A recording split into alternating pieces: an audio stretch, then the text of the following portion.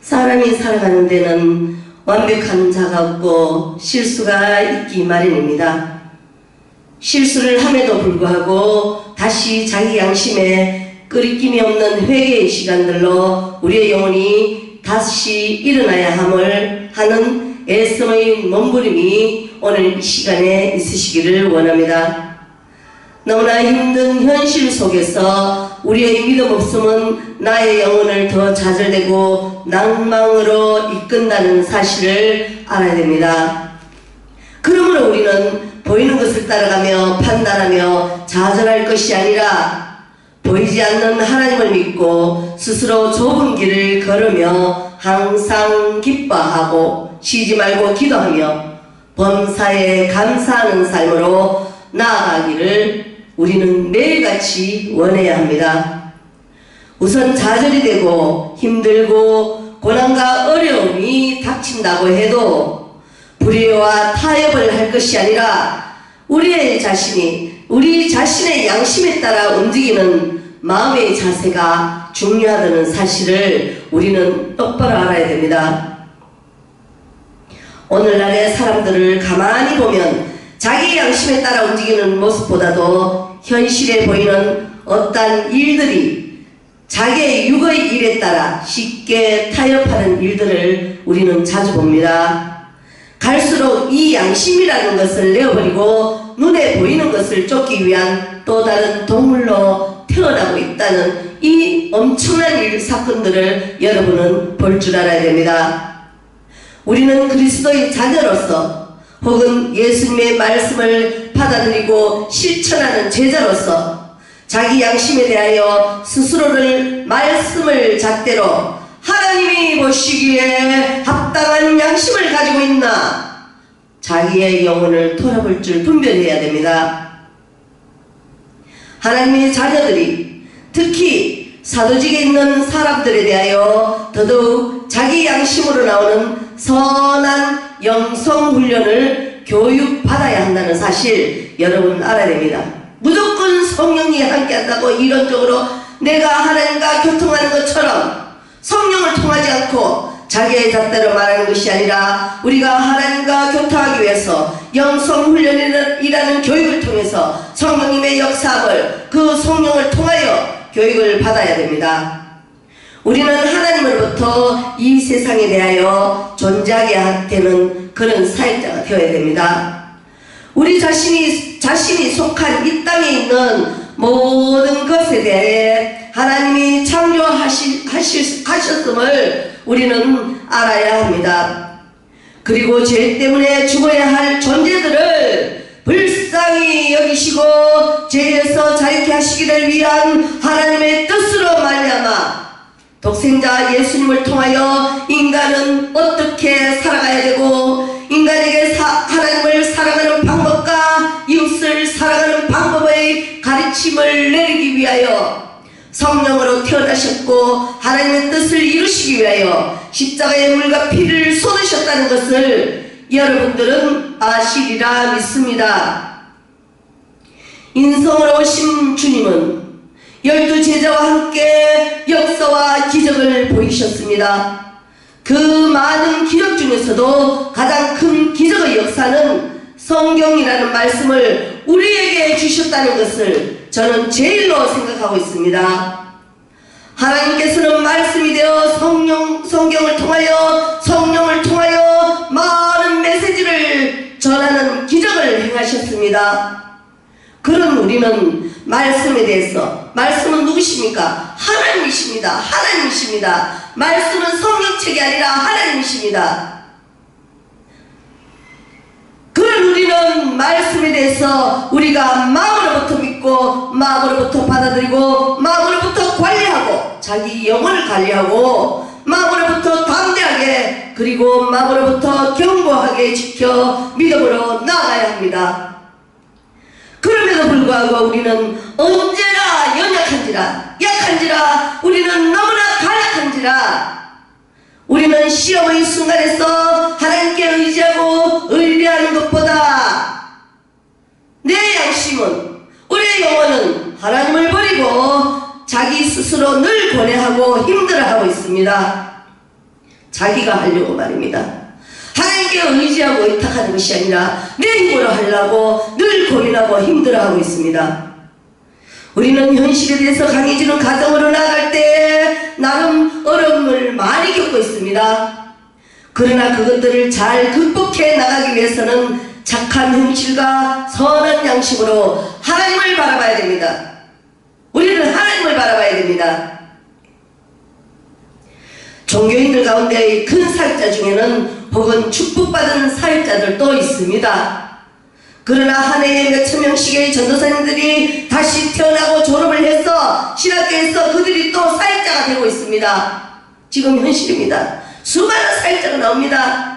사역자가 되어서 이제는 현실의 재정에 대해서 풍족하지 못한 사역자들에 대해서 우리는 그들의 고민들을 많이 대면하고 있습니다. 이러한 경쟁 속에서 교회는 신앙을 단순히 전파하는 곳이 아닌 장소로 변질되어 버렸습니다. 신앙을 전파하는 장소가 아닌 다른 곳으로 변질되어 가고 있습니다. 변질되어 버렸습니다. 이제는 교회가 기업이 되고 교회가 돈이 되고 교회가 복음이라는 이름으로 교회가 되고 복합적인 이유의 공간으로 변하고 있는 것이 오늘날의 교회의 현실입니다. 물론 여기에는 단점만 있지도 않습니다. 한편으로 이렇게 교회의 규모를 규모화하고 조금 더 룰과 규칙을 통해서 시스템하고 이런 모든 것들이 자연스럽게 교인들이 교회당을 들어오게끔 인도하게끔 연구하는 것은 매우 긍정적인 일일 수도 있습니다. 그렇지만 지금 선배들이 이렇게 좋은 사례들로 이런 시스템에 의해서 교회가 번창된 것에 대해서 후배 교인들은 이것들을 보면서 어떻게 생각하며 어떠한 시선으로 바라볼까? 여러분 한번 후배들의 시선, 다른 사람들의 시선, 하나님이 보시기에 시선 어떻게 바라볼까요? 생각해 본 적 있습니까? 좀 많은 예비 사역자들은 현재의 어린 사역자들은 좋은 방법이라고 생각을 하고 있지 않을 것입니다.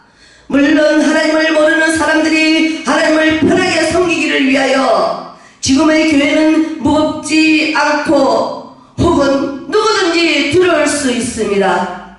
그리고 여러가지 시스템으로 좀 전에 우리 할아버지 할머니 세대의 교회보다는 훨씬 문턱도 낮아졌고 환경도 좋아진 것은 좋은 현상이라고 보지만 정작 교회가 자본에 의해서 움직이다 보니 때로는 어떠한 교회나 교회의 사역자들이 판단에 있어서 진정한 하나님의 가르침을 제일 중요한 가르침이 제일 첫 번째 판단의 기준이 되는 것이 아니라 때로는 두 번째, 세 번째로 밀려지고 때로는 그것이 안 보이기도 하고 그래서 교회라는 것이 지금 오늘날의 개독교라고 평가를 받기도 하고 혹은 순수한 기능들이 많이 사라지고 교회의 당초의 목적성이 사라져가는 그런 대형 교회들을 보면서 정말 안타깝고 개탄을 하지 않을 수 없습니다.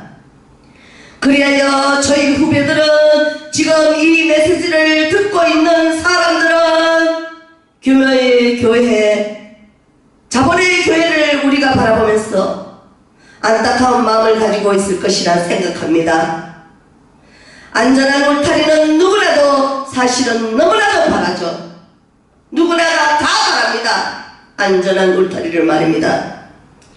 안전한 울타리, 내가 사랑하는 사람들을 지킬 수 있는 공간을 너무나도 바라지만 우리의 믿음의 확신과 신앙은 하나님의 바른 말씀과 올바른 메시지 전달이 우선이 되어야 됩니다. 사실은 이 교회에 혹은 하나님의 메시지를 전하는 사역자들의 본질은 복음 전파에 있으므로 영혼 구원의 도구의 역할을 선한 양심으로 하는 것이 본분임을 우리는 알아야 합니다. 그것이 최고이고 제일 중요한 것을 놓쳐서는 안 된다는 확신을 가지고 우리는 자부하며 있어야 합니다. 그리고 혹은 이 말씀들을 인하여 이 많은 것들을 풍성하게 되었을 때 그 당연한 것들에 대해서는 자기의 목회관과 철학과 자기의 열심으로 일구어 간 것이 아니라 하나님께서 읽어주신 것이라는 것을 확신하며 하나님께 감사하는 마음을 아끼지 않고 기도하며 하나님을 섬기는 자세로 다시 낮아짐의 자세로 우리는 나아가야 됩니다. 그것들에 대해서 나태하지 아니하고 그것들에 대해서 거만하지 아니하고 이런 것들에 대해서 경계를 같이 할 수 있는 그런 사역자들에 대한 많은 교류와 교육이 필요함을 오늘날 현실에 적응시켜야 함을 우리는 해야 합니다. 한 사람의 개인이 그런다고 얼마나 달라지겠습니까? 한 사람의 개인이 나는 말씀만을 중요한 사람이 될 거야 이렇게 해서 세상이 달라질 거라고는 생각을 하지 않습니다. 하지만 우리는 사역자와 사역자 간의 소통의 채널로 여러분들이 계시는 교회에서는 집단으로 움직일 수 있는 힘이 있다는 것을 저는 알고 있습니다. 그러기에 돈과 재물을 바라고 기대할 수밖에 없는 인간의 욕망을 가진 당연한 하나의 인간으로서 너무나 연약한 것을 우리는 그것을 매일같이 믿음으로 그런 유혹을 밀어내야 합니다. 하지만 사역자의 길로 들어서는 순간 개인이 나를 지어내고 극복하고 승리할 수밖에 없는 그러한 입장에서 우리는 말씀의 중심을 가지고 선한 양심을 다시 일구어 나가야 됩니다. 말씀이 온전하면 반드시 우리가 하나님으로부터 보상을 받게 될 것입니다. 말씀이 온전하면 말입니다. 그 보상의 유혹이 돼서 그것이 살까마니가 들어오고 돈다발이 들어온다고 한들 그것을 가지고 건물을 신축하고 시스템을 만드는 사람이 아니라 말씀을 증가하며 낮고 소외된 자들을 위하여 돌보는 실천하는 목회 현장이 오늘날 필요합니다. 말로만 주절주절 하는 것이 아니라 실천하는 목회 현장. 여러분 오늘날에는 성령으로 통하여 실천의 목회를 하십시오. 실천의 목회 현장이 필요합니다. 교회의 여러 행정의 일들과 물질을 통한 여러가지 일들은 장로님이나 당에서 할 부분이고 목회자들은 철저하게 메시지만 전하기를 원합니다. 메시지가 무너지면 다 무너진다. 혹은 이 말씀을 못 전하면 내 안을 통로로 한 저런 영혼들이 하나님이 구할 수 있는 이 도구가 온전하게 저들의 영혼을 하나님과 접촉시킬 수 있는 그런 전도 역할을 할 수 없다는 사명감을 가지고 메시지에 염두를 두고 교회의 행정과 교회의 운영에 대해서는 많이 독립되는 자세에 대해서 필요하지 않나 생각합니다. 그래서 우리 목회자들은 자본의 유혹에도 흔들리지 않고 떳떳해야 됩니다. 물론 장로님들이 어떻게 자본을 관리하고 그들이 사리사욕을 채우고 그들이 잘못되게 사용을 하고 있는지 그렇지 않은지를 감시의 역할은 목사님들이 해야 되겠지만 그럼에도 불구하고 감시 이상의 실행의 지시를 내려서는 안 된다고 생각합니다. 딱 그 경계의 중점에서 우리가 메시지를 생각하고 교인들이 낸 헌금들을 주님의 이름으로 모인 이 헌금들을 올바르게 사용이 되었는지를 감독하고 그 정도에서 끊임없이 믿음과 소망과 사랑으로 하나님의 말씀을 전할 수 있는 그런 사역자들이 되시기를 간절히 원합니다. 육신이 움직이는 것이 아니라 우리가 영적으로 움직이는 것에 대해서 우리가 순종하고 나아갈 수 있어야 됩니다. 그래서 지금의 한국이 많은 대형 교회들 때문에 안 좋아진 기독교의 이미지를 작은 사역자 하나가 뒤집어서 기적을 이룰 수 있는 그날이 오기를 기도하고 여러분 강구드립니다. 교회의 사역자들은 우리의 입장에서 즉 그리스도인으로서 현재 교회가 어떤지 어떻게 해야 되며 어떤 것으로 이끌어 살아가야 하는지에 대해서 말씀을 전해야 합니다. 우리는 물질 만능주의의 시대를 맞아서 자본이 신앙보다 우선이 되고 있음을 느끼고 있습니다. 돈이 우상이 되고 있어요. 돈이 우상이 되고 있음을 지금 확실히 느끼고 있습니다. 이것을 당연하게 받아들이는 사회에서 우리는 구별된 자로, 우리는 그리스도를 믿으니 하나님이 구별된 신입니다. 우리도 구별되어야 됩니다. 거룩의 신입니다. 우리도 거룩이 되어야 됩니다. 거룩은 구별입니다.